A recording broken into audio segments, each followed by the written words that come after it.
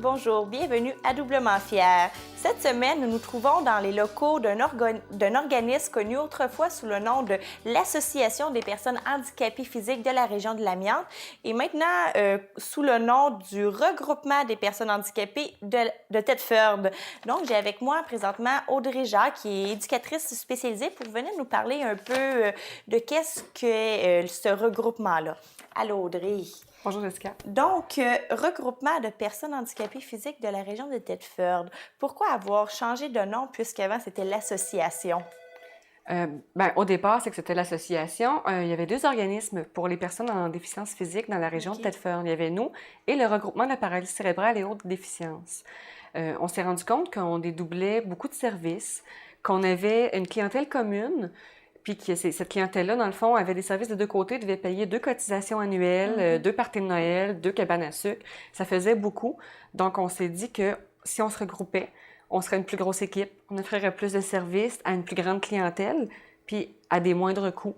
Donc, on a fait le regroupement qui s'est effectué là, pour le 1er juillet cet été. Là. Qui fait que c'est tout récemment. Tout nouveau, tout chaud. Et jusqu'à présent, est-ce que ce que vous vouliez faire en regroupant ces deux organismes-là ont porté fruit? Est-ce que c'est un peu dans votre mandat que vous étiez donné? Oui, bien, ça permet d'avoir une plus belle équipe, une plus grosse équipe, dans le fond. Donc, les membres ont plus de gens à venir voir. Ça fait une plus belle disponibilité. On est maintenant 2 intervenantes, 2 personnes à la direction. On a une agente de bureau, on a une animatrice répit. Donc, on a une belle équipe solide.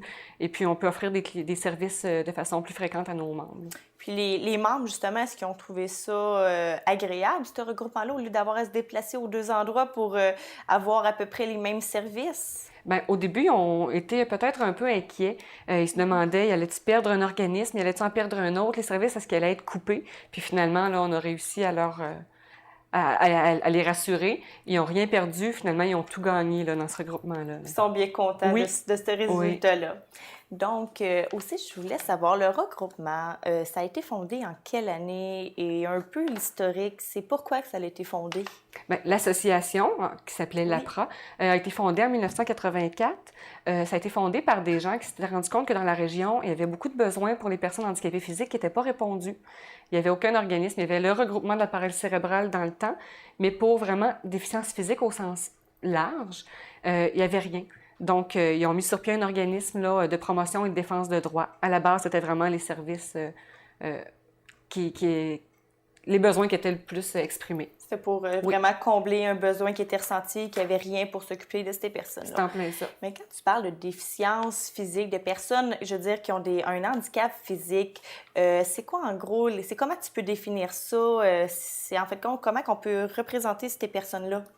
Pour la clientèle déficience physique, ben, c'est très large. Ça peut aller autant d'une personne qui a la paralysie cérébrale, la sclérose en plaques, qui a eu un traumatisme crânien, qui a fait un AVC.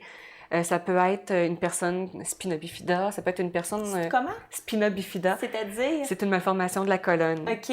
Ça peut être aussi une personne de petite taille, puis ça peut être avec les déficiences sensorielles aussi, donc une personne sourde ou malentendante, une personne qui a une déficience visuelle. Donc, c'est toutes des clientèles qu'on peut retrouver ici. Là, on peut répondre aux besoins de ces gens-là. Fait que c'est une clientèle assez vaste, finalement. Oui. Donc, et est-ce qu'ils ont moyen, est-ce qu'ils peuvent vous appeler pour dire « J'aimerais ça devenir membre, faire appel à vos services pour n'importe quand? » On prend l'information, on invite les gens à venir nous rencontrer vraiment sur place, pas s'arrêter au téléphone, faire le contact, qui voient aussi à qui ils ont affaire ici, qui voient nos locaux. Souvent, on offre aux gens de venir à une première activité ou un premier groupe d'entraide, de venir voir comment ça se passe. Ça vous tente-tu? Ça vous tente pas? Est-ce que ça rejoint vos valeurs, vos besoins? Puis sinon, ben c'est pas pire que ça. On peut vous donner des coups de main de façon ponctuelle si vous avez besoin sans que vous entriez membre. Là. C'est sûr qu'être membre, ça a des privilèges, mais on répond quand même à tout le monde qui a besoin. Là. Besoin de ces services-là. On va revenir avec les privilèges des activités. Tantôt, je vais avoir votre stagiaire, Walter, qui va me décortiquer tout ça en détail. Et je sais qu'en étant éducatrice spécialisée, tu dois faire énormément de sensibilisation auprès de la population, les écoles. Est-ce que tu peux me parler un peu de qu'est-ce que tu as fait dernièrement? Oui, bien, dans mes tâches, il y a vraiment tout ce qui est promotion, défense de droits, vu que c'est la mission de l'organisme. Il y a quelques années, j'ai monté un projet de A à Z pour sensibiliser les enfants du niveau primaire. On avait ciblé les enfants du premier cycle, donc maternelle, première année, deuxième année, pour expliquer c'est quoi une déficience physique, c'est quoi une personne handicapée physique, puis ça mange quoi en hiver, ça mord pas, tu sais. Donc, j'ai monté un projet qu'on a soumis aux écoles de la commission scolaire ici. J'ai rencontré 982 enfants dans 11 écoles. Ça a été un très beau projet. Les écoles m'ont retourné des formulaires d'évaluation très positifs. J'ai beaucoup aimé ça. On a étendu ça dans certaines écoles à toutes les classes. Dans le programme, je commençais par présenter des vidéos que les amputés de gamme avaient fournies. Puis ensuite, on a parlé, là, connaissez-vous des personnes handicapées? En avez-vous dans votre entourage? Et puis, moi, je suis une personne handicapée aussi. Je ne suis pas seulement une intervenante. Donc, j'enlevais ma jambe artificielle, je la montrais aux enfants. Ça a été une belle expérience pour eux, puis je pense que pour moi aussi, là. Ça les a vraiment sensibilisés à savoir que... Parce qu'au début, ils ne devaient pas se douter que tu avais une jambe artificielle. Puis ils devaient être très surpris en voyant ça. Oui, puis j'ai croisé certains parents par après qui leur disaient « Tu sais pas, hein? Il y a une personne qui est venue, elle a une jambe artificielle, puis elle fait tout ce qu'elle veut quand même. » Puis moi, juste savoir ça, mon travail était fait. Si j'ai réussi à sensibiliser cet enfant-là qui a réussi à en parler, j'ai sensibilisé plein de monde. Est-ce que c'est important, en tout cas, à mon avis, que c'est important de les prendre jeunes parce que c'est souvent quand les enfants sont jeunes qu'ils sont le plus méchants envers ces personnes-là? Bien, les enfants sont méchants par ignorance, comme monsieur, madame, tout le monde. Les gens sont ignorants sur la clientèle, ils ne savent pas, donc souvent c'est une façon de réagir. Mais les enfants, c'est des éponges. Puis les enfants, bien, c'est nos adultes de demain, c'est ceux qui vont être capables de montrer à d'autres plus tard. Donc, c'est pour ça qu'on ciblait les tout-petits pour commencer, là. Pour vraiment que plus tard, ce soit des personnes sensibilisées, conscientisées. À part entière, qu'il y ait à quelque part une jugeote en disant que c'est pas parce que la personne, mettons, il manque 3 doigts qu'elle est moins importante. C'est en plein ça. Comme avant l'entrevue que tu nous parlais, si, mettons, on prenait toutes les personnes qui avaient des jeans puis on disait les autres sont pas normales. C'est en plein ça. C'est rapport. Le même jugement, le même préjugé.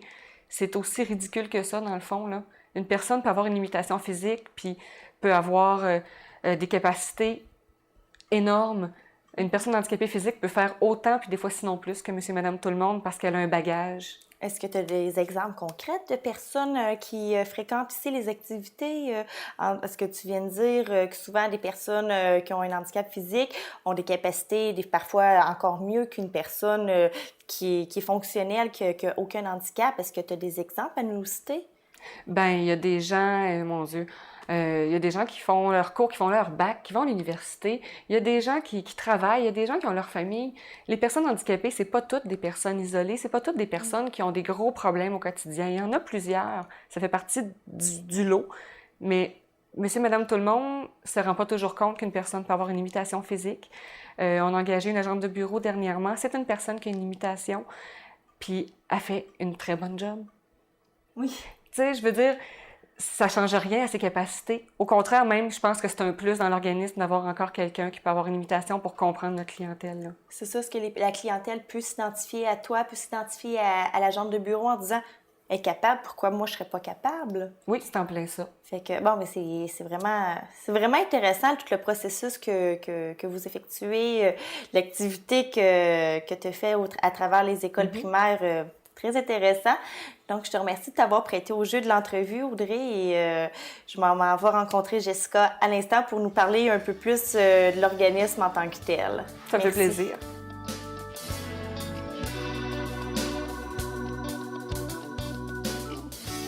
Je me trouve présentement en présence de Jessica Labbé, éducatrice spécialisée ici même au regroupement des personnes handicapées de Thetford, pour venir nous parler un peu des services qu'offre le regroupement finalement.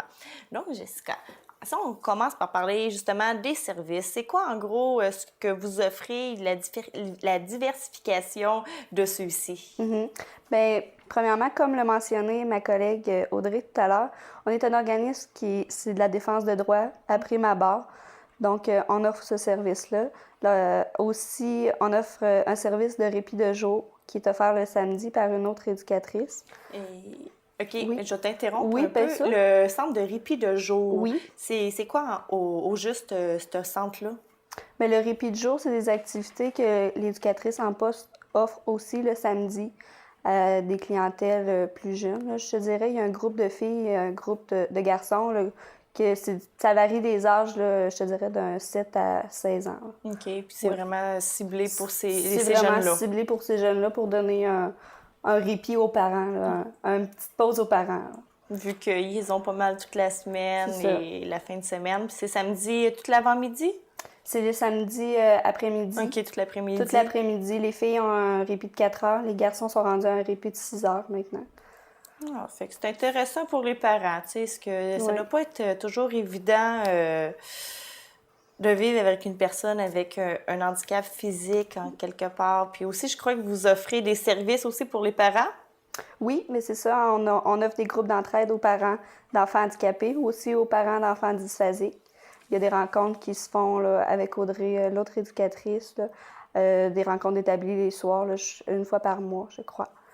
OK, pour essayer de les aider là-dedans, Ben, à leur c'est donner ça. des trucs. Leur donner des sûrement. trucs. Aussi, juste des fois, de parler entre eux autres, là, ça fait décompresser. Ou, Oui, parce qu'ils ils peuvent en se ont besoin, comprendre là. là, Oui. entre chaque parent, tu sais, qui est mieux placé pour comprendre un autre parent que celui qui vit cette situation-là La même également. situation. Tout à fait, oui. Ou sinon, dans le même ordre d'idée, dans les services, est-ce que vous offrez d'autres services aussi? Oui, bien sûr. Ben, on a plusieurs activités qui sont en place que notre stagiaire va vous parler un petit peu plus loin. Mais c'est ça, beaucoup d'activités. On a un service aussi qu'on offre, un journal interne OK. qui s'appelle le journal accessible, que les membres peuvent se procurer ou que nous, on leur fait parvenir à tous les 2 mois. OK. Donc, ce qu'on met dans ce journal-là, c'est un peu comment que nous, ça se passe, les tâches qu'on établit. On met un petit mot. Il y a des articles qui peuvent être intéressants pour eux autres, comme ce qui s'en vient, c'est le mois de la santé du cœur. Donc, on a un article là-dessus sur notre prochain journal. Puis, des jeux, des quiz, ces Ça, choses-là c'est pour fun. les Fait que- divertir aussi. Là. Un peu comme un journal traditionnel Oui. où on a de la nouvelle, de l'information, du divertissement, etc. Oui, tout à fait. Ah, bien, c'est intéressant. Puis aussi, je crois que vous offrez des visites à domicile. Est-ce que Oui. je me trompe? Oui, des visites à domicile aussi, au besoin. On peut faire de l'accompagnement aussi avec les personnes. De l'accompagnement dans le sens, peut-être accompagner une personne à la clinique, voir un médecin. OK. Si la personne pense qu'elle va avoir de la difficulté à comprendre le médecin, ce qu'il peut lui dire, ou avoir quelqu'un là, comme soutien, on peut faire ce type d'accompagnement-là aussi. Parce qu'il y a beaucoup de votre clientèle qui ont de la misère à articuler, à parler, à se faire comprendre. Oui, bien, il peut y avoir de nos clients, de nos membres qui ont une difficulté d'allocution là, à ce niveau-là. Ouais.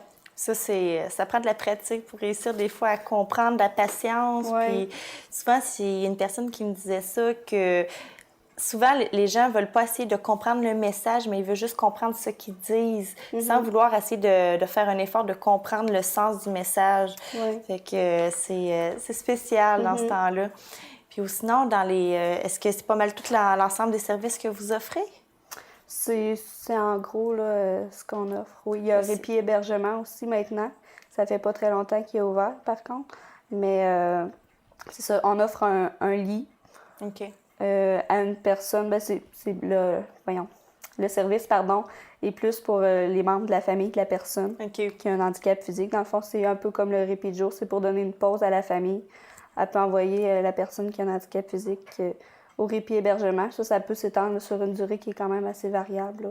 Et aussi, je sais que vous offrez aussi un service de bénévolat. On va parler de ces bénévoles, de ces personnes bénévoles, parce que vous en avez sans doute énormément besoin pour accomplir tous les services, les activités que vous offrez. Donc, comment ça fonctionne un peu? Oui, bien, surtout ces temps-ci, je vais en profiter peut-être pour passer un petit message. On est beaucoup à la recherche des bénévoles. Les bénévoles, ils peuvent s'impliquer tant au niveau du jumelage ici à l'organisme. Ça, c'est-à-dire qu'on prend un bénévole avec un membre, on les jumelle pour qu'ils fassent des activités. Ça peut être juste des rencontres téléphoniques. C'est question de briser l'isolement beaucoup. Pour faire une petite référence, vu que le monde connaissent beaucoup plus grand frère, grande sœur, c'est un peu le même principe. Oui, c'est tout à fait, c'est le même principe, exactement.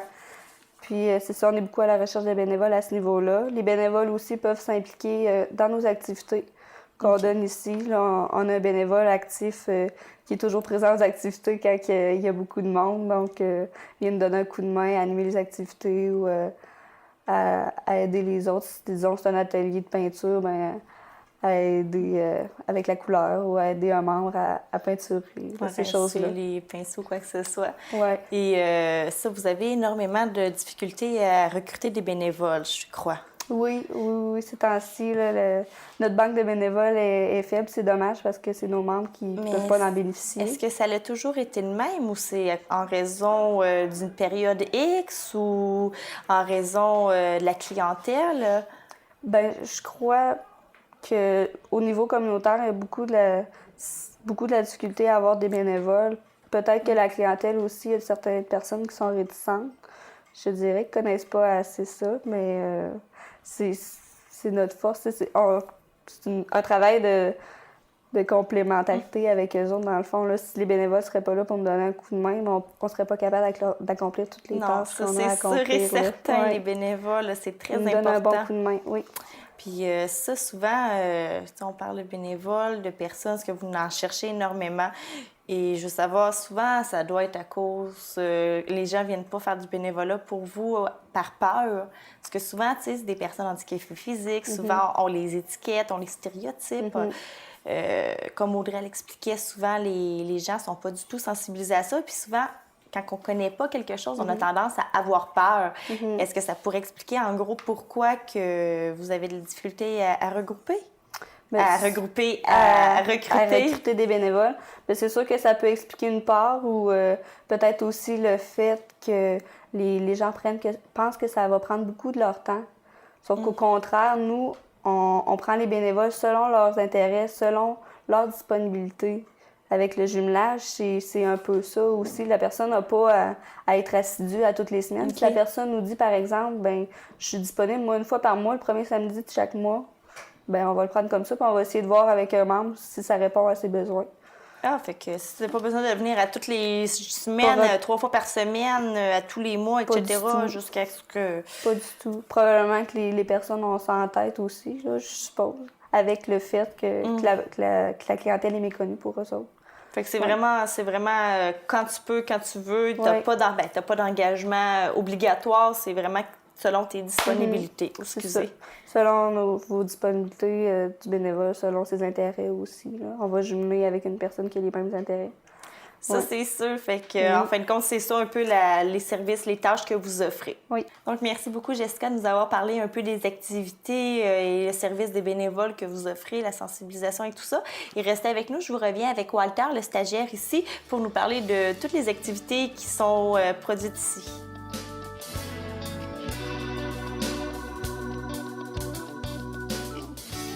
Donc, pour terminer l'entrevue au regroupement des personnes handicapées de la région de Thetford, j'ai l'honneur, si on peut avoir ça, ce qui part dans quelques jours, avoir le stagiaire en éducation spécialisée qui a fait son stage tout au long de la dernière session ici, Walter Lopp. Allô, Walter? Bonjour. Donc, comment s'est passé ton stage? Mon stage s'est très bien déroulé, en fait. Je ne connaissais pas le milieu du service communautaire et j'ai eu l'occasion d'y participer et c'était vraiment bien. Tu as vraiment aimé connaître ce milieu-là et travailler avec les gens que tu as travaillé? Oui, la déficience physique, c'est un milieu très intéressant. Il y a beaucoup de diversité. Oui. Et les gens sont très autonomes.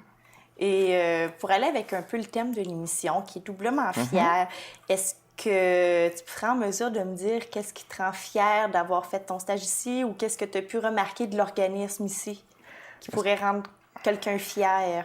Ce qui me rend fier, c'est connaître l'organisme, le travail qu'ils font. C'est vraiment, si on ne connaît pas l'organisme, on ne sait pas vraiment quel travail ils font.